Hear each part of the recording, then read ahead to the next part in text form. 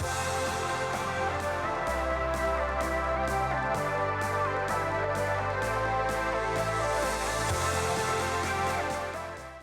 right, excellent. Thanks for welcoming me back.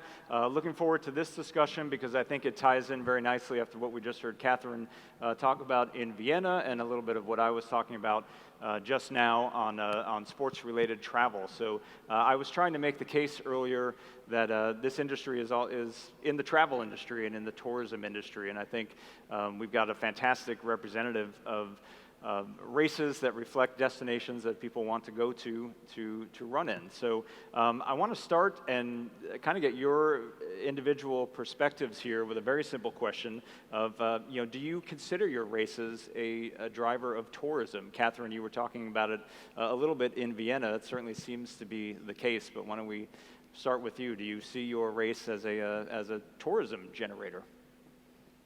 Yeah, thank you. There's only one answer, yes, definitely. We've been in the past 2 years, we've been the biggest congress in Vienna compared to nights we are producing, So we made a study in 2018 and we made a touristic added value of 28 million euros and we produced 128,000 overnight stays just on the Vienna City Marathon weekend.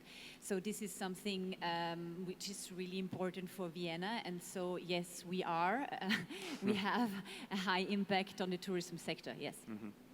And Sotiris, same in Athens? Yes, it's true that if a city wants to be a tourist attraction, has to combine several things. I think Athens has the authentic route, has the story of the city, has the story of the city of marathon. So I think that the Athens Marathon has both of touristic and sport characteristics, so it can be a destination for not only for runners, but also for accompanying persons, for family, for friends, to come and invite Athens just on for running. Mm-hmm. Wayne, obviously Sydney is a place plenty of people would like to visit, yep, but in the context of your marathon, do you see it that way? I think everyone sees Sydney as a destination event. Luckily for us, we've got some fantastic, beautiful, natural assets to draw from, plus just a great city. So it helps sell the event, that's for sure. And of course, as per the topic, we help promote the city. So most definitely. Yeah. And Arif in Istanbul? Yeah, definitely the Istanbul Marathon is the important instrument for the city of Istanbul because of the marathon is the only, has a unique opportunity to run between two continents. The marathon is start the Asian side and finish the European side. And this is the very good opportunity, to, especially the foreign runners. So my answer, definitely yes. And Andrea, you've been involved in a number of races, in a number of places. The opportunity to organize event in Italy, in Venice. I started my career there, so Venice is a city destination. So the answer is yes. The marathon is the driver of tourism. The Venice Marathon was born as an event to make the touristic season longer. Mm-hmm. So this is the beginning.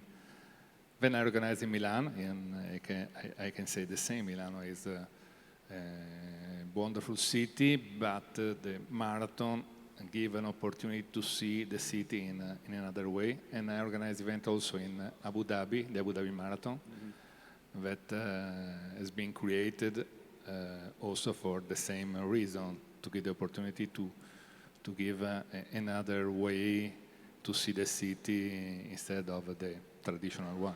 Right, and it's obviously a balance. All of you have races, and of course your local people are going to be running in it. You always will have a local contingent. I'm not trying to make the case that 100% of your racers are coming from somewhere else, but I am curious how important that is. I mean, where you're finding that balance of making an event that is attractive to the people who already live there, and also creating an event that's compelling to bring other people to the event. So, Kathrin, how do you approach that in Vienna? Is there a line that you're looking to hit, of how many people are visiting for the race, how many locally?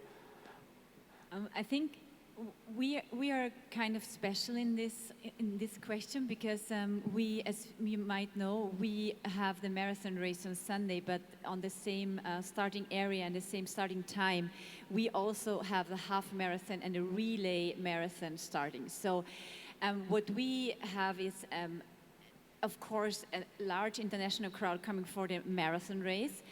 But the other two races are more local ones. So, but also for the marathon, we do a lot of things to engage Austrian runners to be part in the race, because we want the Vienna City Marathon to be also the Austrian race, and where the Austrian people want to take part. So, of course, we focus on our key target markets, which are like when you have a look on the neighboring countries, Germany and Italy. But Austrian runners are highly important for us, also in the marathon distance, yeah. And Sotiris, what about in Athens? Yes. If you see the numbers in Athens Marathon, you see that 60% of the runners coming from abroad. It's more than 100 countries runners participating. So you say that it's the national race, but we focus, the last years we focus also in Greek runners, because they all want to participate something that reminds the history of Greece. It's the marathon, it's the story of, it's 2,500 years story. So we focus not only on the marathon race, we have races of 5 kilometers or 10 kilometers in order to come. If you don't want to race, to run the marathon, you can have 5 and 10 kilometers just to start running. That's a feeling. Just to start, that's for a start. Wayne, what's that breakdown look like for you? How do you balance that? It's always been important. Depends which department you're talking about, which government agency, in the context of what we're talking about today. You know, the tourism bodies are pretty well focused on inbound numbers. So in our case, people from other states in Australia or people coming from overseas and their guests. So there's a very big focus on that. That's not to say that there isn't importance or focus on the locals taking part, because they make up the numbers, especially now we are trying to become a world marathon major. We need marathon finishers from anywhere. So there is still a focus on locals, but most certainly with the investment government has put in our bid to become an Abbott World Marathon Majors, there's a huge focus on inbound numbers from overseas and interstate. Yeah, that's an interesting dynamic for sure. And Arif, in Istanbul, how do you approach racers from Turkey and getting racers from outside? This is we have some KPI for the finisher number of the marathon. Currently, we have 3,500 finisher in the marathon and 50% of the foreign participants. But we have to reach the 7,500 finishers within the 3 years. So this is the only way to focus on the foreign participant in order to reach this target. So the 15K for the local runners, because there is no any problem. 24,000 finisher has been already done, but in order to reach the 7,500, we have to focus on the foreign runners within the 3 years. Mm-hmm. Andrea, what has your experience been in the races you've been involved with as far as approaching? Yeah, talking about the Italian marathon, we see that the most important marathons are Rome, Florence, Milan, and Venice. 3 of them are in historical city, Rome, Florence, and Venice, and then Milan. And all these cities have special characteristics that make this destination unique. But we don't have a great percentage of people from abroad. Okay, Venice is more or less 20%, Rome more, 30-40%, Florence, yes, Milan 15%. But I think that the reason is that in Italy the regulation to make to enter a race in Italy is difficult for people from abroad because they have to produce a medical certification that is not easy to have not in Italy. So the most of this marathon are for Italian people, but we are working with the Italian Federation to change something because I think that all these cities are so beautiful and the most of the people from abroad would like to come run and see this race. When, for example, when we designed the route of the Milano Marathon, we work a lot to give to the runner the possibility to have a tour of the city touching the most iconic point of Milan, and I think it's a great opportunity. Yeah, and I want to talk about that in a minute as well. I'm curious how you go about marketing your races to those overseas or international visitors. You obviously, each of your destinations may have a different target area, I would imagine, that you're reaching for people who might want to visit your country. So it's interesting having a mix of different destinations up here. But Kathrin, what's your strategy to market your race? Who do you go after, and how do you do it? How do you find them? Yeah, as said before, our most important target groups are in Germany and Italy, of course. So because these are neighboring countries, and so it's more easy for us to go there and to promote the races. And what we like to do is we go to other marathon races and promote our race in a special way at their expo. I mean, a lot of races do this, and some canceled this in the last years because it's very. I think sometimes it's very hard to go there weekend. But for us, it's important to have the personal connection with the runners and have the opportunity to talk to them. And this is mainly the way we promote it. And we have a cooperation with the Vienna Tourist Board as well. And when they are doing like ads somewhere, and they kind of take us with it in their ads. But mainly going to other expos is the way we do it. And we do not do any advertising in the US or in France or in overseas. So this just happens to us when people hear about Vienna, then they come. But the only target groups who do advertising are the neighboring countries. Yeah. Right, well, they want to hear all that wonderful Strauss music along the course, no doubt. Sotiris, what about in Athens? Yes, we invest on the overall experience. That's why we use the phrase that that's a week of the marathon, not the day of the marathon. So we go to Marathon Expo. It's the best way to get in contact with thousands of runners from all over the world. But for the last years, with the cooperation with the Greek tourism organization, we decided to go to Tourist Expo in general. Imagine that in 3 tourist expo in London, in Berlin, and in New York, there are more than 3 million of tourists. They're not runners, but maybe they should be runners, or maybe they know about the benefits of running.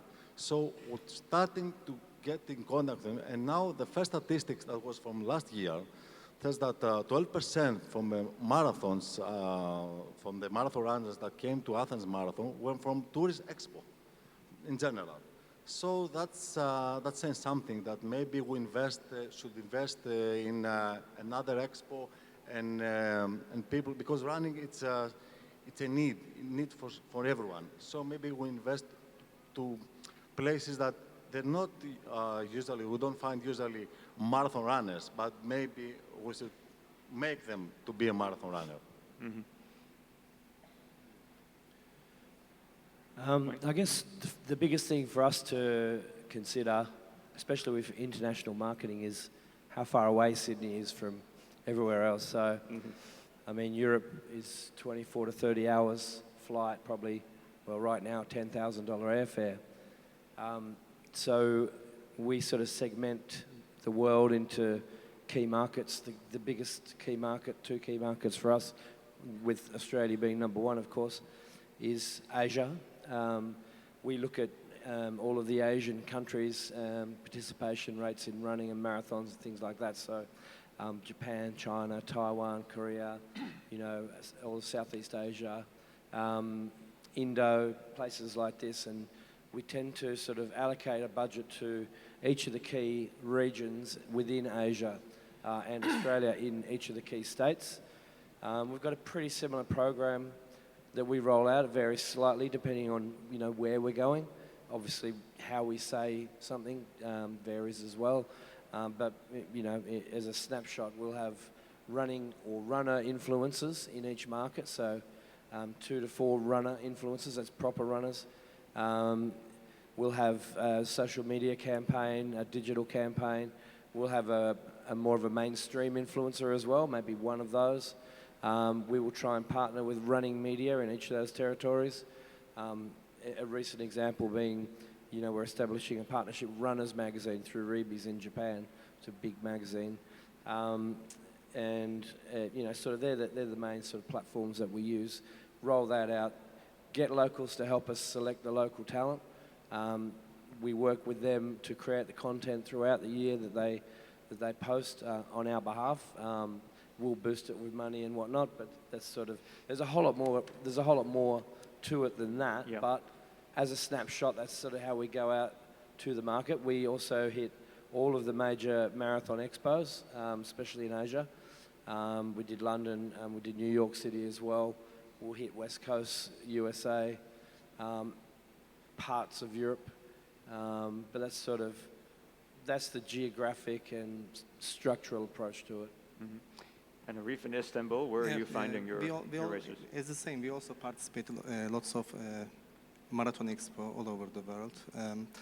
Also, we are creating some special content in digital and also social media marketing. And also, we created some collaboration with the different countries of the journalists from in the UK or Germany or Bosnian. And after the race, they are creating some special report on behalf of the Istanbul Marathon. But our marketing effect on the external factor such as conflict or war zone region, for example, the Russian and Ukraine war some days. For example, 2014, 9,500 foreign participants came to our marathon, especially from the US, UK, and also almost another part of the Europe countries. But after the Syrian war, this number reduced to the 2,000. And most of them from Russian and Ukraine. Yeah. And this number is risen to the 4,000 after the 2 years. And then after the pandemic and the war between Ukraine and Russia, this year the number of the foreign participants reduced 3,000, unfortunately. Yeah, that's a very big challenge, very unique, certainly. It affects always the conflict and war zone, even if they try to all do best and create some marketing tools, but when there occurs some kind of the issues, the foreign runners doesn't want to come your event, unfortunately. Right, and Andrea, I imagine maybe a lot of your marketing may be within Italy. I think we do all the same things, the presence of the other expo, digital promotion with social media. But what we are doing in Italy is to create a network of ambassadors in all the region of Italy, and we're trying to do the same also abroad, talking with the sport club and to find, I can say, opinion leader in the running business in every country. It's not easy, but if you are able to find the right one, you can have a good return in your event. And in the last years or better. We started before the pandemic and now we are going forward with the municipality of Milan and we explained to the city that the marathon could be a sport asset for the tourism So they are promoting the Milano Marathon in all the expo where they promote the tourism for Milano. Well, I wanted to mention that as well. Kathrin mentioned the Vienna Tourism Board that you work with. I'm curious for the group of you here, do you work with your local, the convention bureau in your cities or a tourism board? Are they involved at any level of preparation for your races at all? No, they support us when we do advertising abroad and like but they are not involved in the local organizing committee or something like this. So they really support us, but they let us do our thing because they know that we are the experts in organizing the event, and they can help us wherever they can. So this is how they are involved in Vienna. Yeah. Is that similar for the rest of you as well? I think in Athens we're lucky about that because the Athens Marathon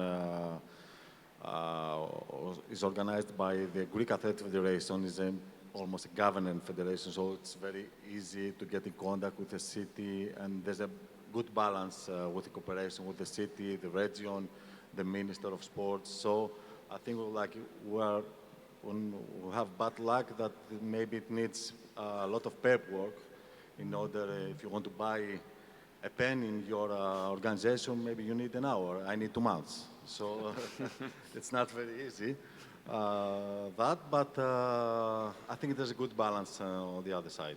Yeah. We work very closely with our tourism body.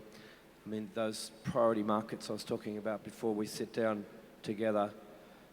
They tell us what their priority markets are, and I'll tell them what mine are. And then between us, we'll come up with, where the target sort of markets are. But they will, they provide a huge amount of the marketing funds for international and interstate marketing. They don't go to the extent of wanting to control the creative process or anything like that. Once we've set things at the high level, we've got the money, they'll let us go. But they're very supportive. They've got their own small budget that they will do certain things in their own sort of priority countries as well to support it. So we've got a pretty important and strong relationship with government. Arif, how does that work in Istanbul? The Istanbul Marathon owned by the Istanbul Metropolitan Municipality. So we are very lucky because the Istanbul Metropolitan Municipality has a tourism department. So they participate lots of related to tourism expo during the year. So when they participate this kind of the expo, they also promote any international event during the year separately our organization. So we are so lucky because the Istanbul Metropolitan Municipality has a tourism department already, and also the tourism department created some workshop, and they created sports tourism working group, and this group consists of sports pioneers and the tourism sector leaders consist of this group, and they created some report and giving some feedback to the organizing committee as well as the mayor of Istanbul, and then they try to organize some strategical approach, especially in the not only international level of the event, but also the Olympic Games for 2036. Mm-hmm. I need to say that in the past, the municipality of Milan didn't push so much for the Milano Marathon because the marathon is property of RCS Media Group, that is the most important publishing company in Italy. It is the owner of Gazzetta dello Sport, Corriere della Sera, the most important newspaper in Italy. So, and another reason is that in Milan there are 2 teams of football in Serie A, a basketball team, and many others events. So the municipality doesn't have a big budget to support everyone. But now that Milan is an Olympic city for the Winter Olympics with the Cortina, they decided to support better all the sport events, and Now, as I told you before, they decide to push also on the Milano Marathon and sports asset of the city. Yeah. Kathrin, you mentioned this during your presentation. I mean, some people who are coming to race in Vienna are getting the full Vienna experience. It seems like either, things are going to run by or the addition of music. But I'm curious how much of your course route, I know there'll be some discussions later today about, making course routes, but from a tourism perspective, people coming to visit, how important is it for you and how do you balance where you're taking them along the journey? I mean, people can experience the city, obviously by running the race, and I'm sure you want to show them a flavor at least of what Vienna has to offer. But how does that factor into either deciding the course or adding things like you were talking about with the music and some culture, something to give them an experience of visiting the city through a race? The course of the Vienna City Marathon is more or less the same for a long time, because we are limited in Vienna. As some of you said before, we have so many interests in the city which we have to cope with, and so the street closure and the districts and every stakeholder, everybody has his own interest. So the course is quite fixed, and we are really lucky to have a course now which is, as I said, flat and fast, but also with so many sites on it. So we won't change that a lot anymore in the future, because there is nothing, I think we can't make little adaptations to it.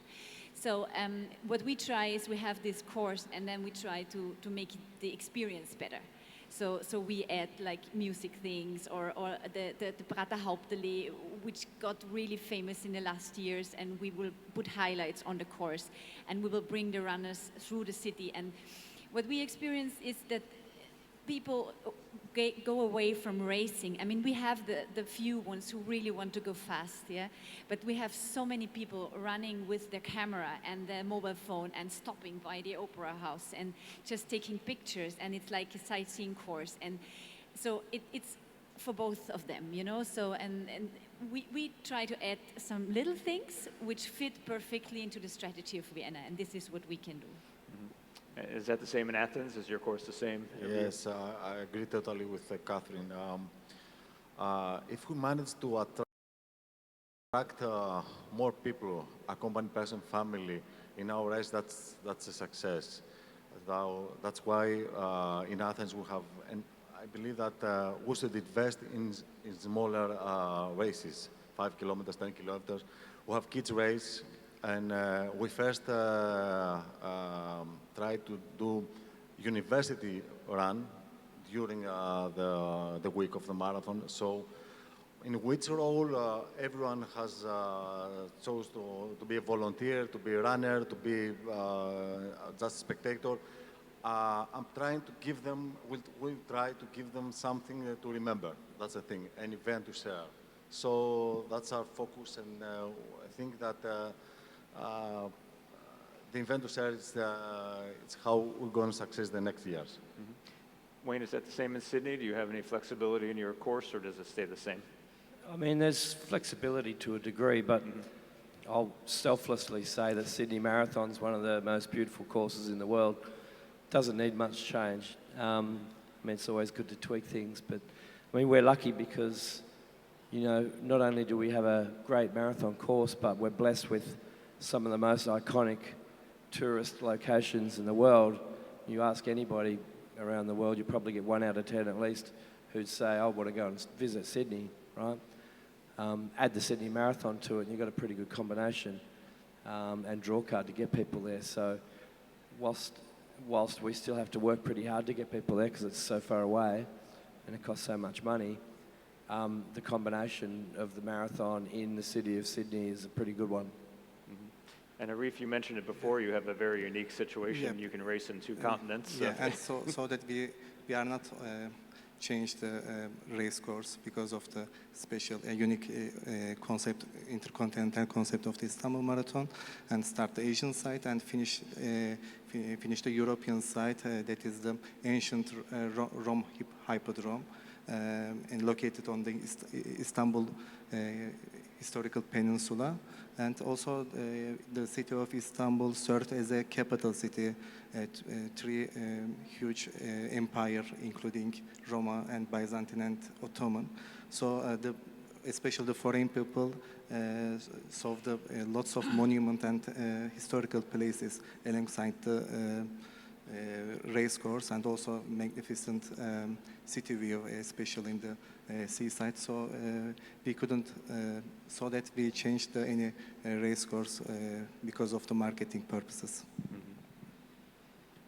So we tried designing the course to give two different experience to the runner. One, for more technical runner, because the course must be very fast, flat, so they can reach their personal best, and it is important. But at the same time, to give the possibility to have a tour of the city. As I told you before, the route touch the most iconic and beautiful place of the city. So you run in Piazza Duomo, in front of La Scala di Milano, and also San Siro Stadium, and place like this. So if one person decides to run in Milan, can choose the two different experiences, or do the same, touch on running so fast, but you can see everything in 32K. Right. We do have a couple of minutes left. If there are any questions from the audience, we can certainly take them. And if not, we can wrap up from the stage, but not seeing too many. So in the time we have left, I'm curious, and this is really open to any of you, any advice for other race directors or other events out there on how best to take advantage of the unique assets that their communities might have? I mean, it seems to me that the general theme here, of course, is that you have an opportunity here through organizing a race to show off your host city, your destination, in the best possible light. This mix of giving people a great experience, but also exposing them to everything your city has to offer and give them a reason to come. Any advice to other race directors out there on how best they can do that with their own races and their own destinations? I think they're all a bit different, you know. It's, not everyone's going to be able to promote their event as a destination event. I think you've got to look for the assets that you have. And then, you know, when you do get them there, make sure they have a great experience and come back. Yeah. I can say that Istanbul is a huge city. 16 people live in there, and almost all over the countries has a consulate in Istanbul, and we had a good relationship with them. We created some special content, especially of the every consulate, and they can create some marketing tools for their people who live in Turkey or very close the countries. So this is a good opportunity to also using the consulate located in your city.